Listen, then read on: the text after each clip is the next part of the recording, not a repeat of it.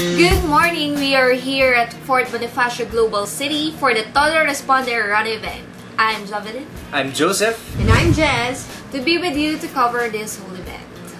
Alright, it's already 4 a.m. in the morning and our on-site registration is open. So sa mga runners na gusto pang humabol dito sa race, pwede pa kayong humabol here at BGC. And also guys, just to give you a brief background about sa event natin today, ang lahat ng proceeds ng event na ito ay pupunta sa mga victims ng Bagyong Sendong sa Cagayan de Oro. So ayan, nakikita na natin na mga runners ay sabay-sabay na nag-stretching para as a warm-up exercise para sa event na to.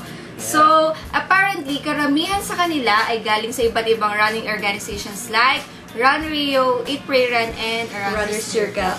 At ito din, katulad ng ibang event, nahahati sa tatlong category itong event natin today. 3K, 5K, and 10K. Alright, so in a few seconds, magsisimula na ang ating 10K category. Let's just wait for the gunshot. And there it goes. Yan. Nagsimula na ang ating 10K race event at exactly 6 a.m. Then it will be followed by the 5K run at 6:10 and the 3K at 6:20.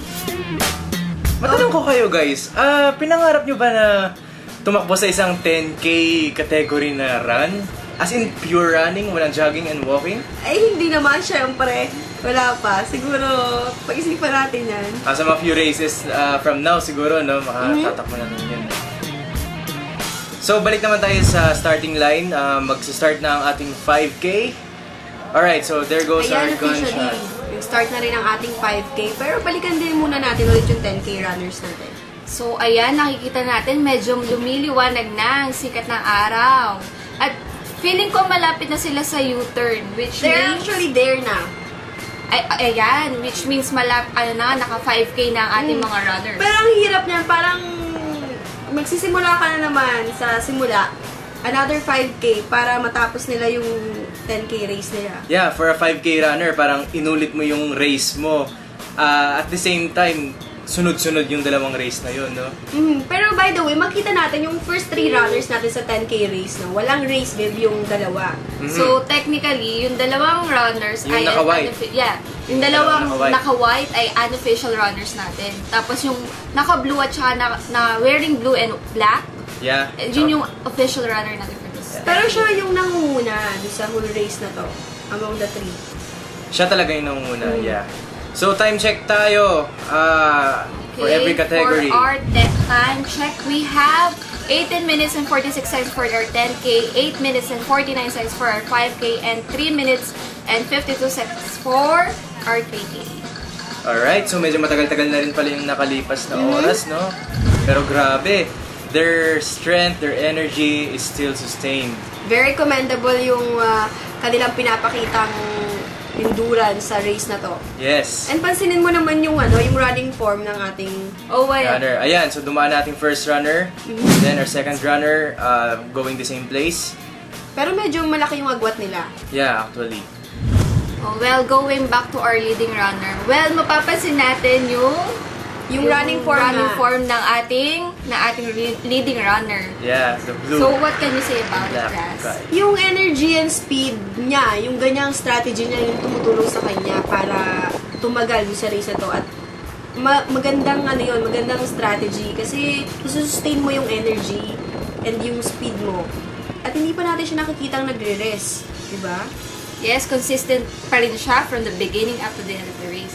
So, there you go. Nangunguna naman yung unofficial runner.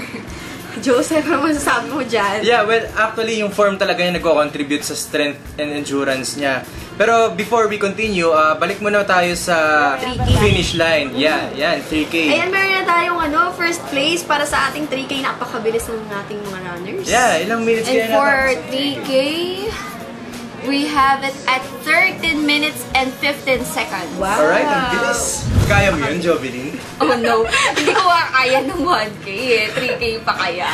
Okay, going back, medyo nauuna na yung ating unofficial runner, Yeah, well, ito na nga, comment ko lang dyan sa running enthusiast na yan or unofficial runner natin. What a word! Running enthusiast talaga. Yeah, kasi kahit hindi siya kasali sa race, parang alam mo yun, if you're into running talaga, hindi mo kayang pigilan yung sarili na Pero tumakbo medyo eh, sad no? lang yun kasi sayang naman yung award at yung pag-akyat sa yung Sa pag-podium. Pero Ah. at least nakikita natin na pursigido siyang tumakbo para Alright, sa 10K. so before we go on, balik naman tayo ulit sa finish line and tingin ko may update sa 5K. 5K. Yeah. Mhm. Oh, Ayan okay. na ang ating first place para sa 5K. Going strong! Hindi For lang our dila. 5K, we have it for at 20 minutes and 43 seconds. Yes, mabilis-bilis din Ang konti ng difference ng 3K at 5K finisher. Tama. At yan, nakita natin. Medyo nauuna pa rin siya. Actually.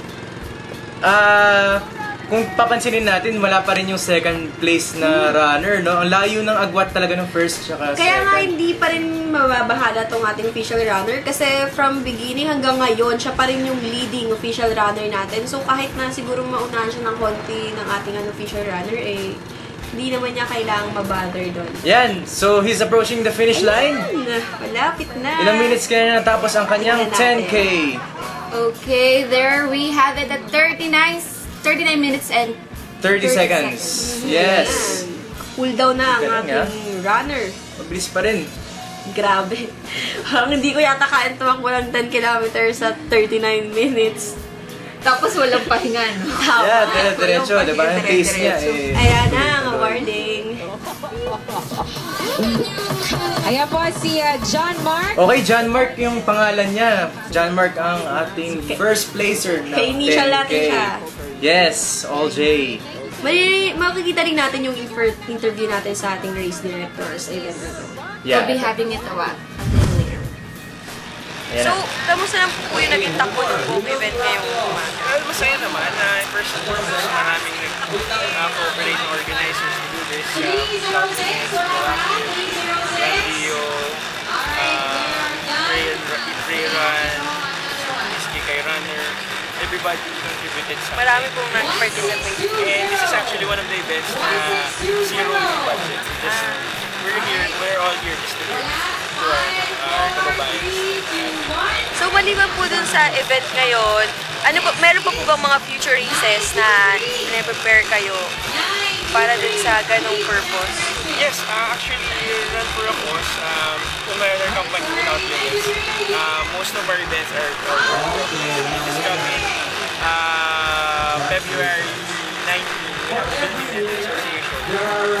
Cause naman namin is to rehabilitate the mountains, so tree planting kami. And then on March 11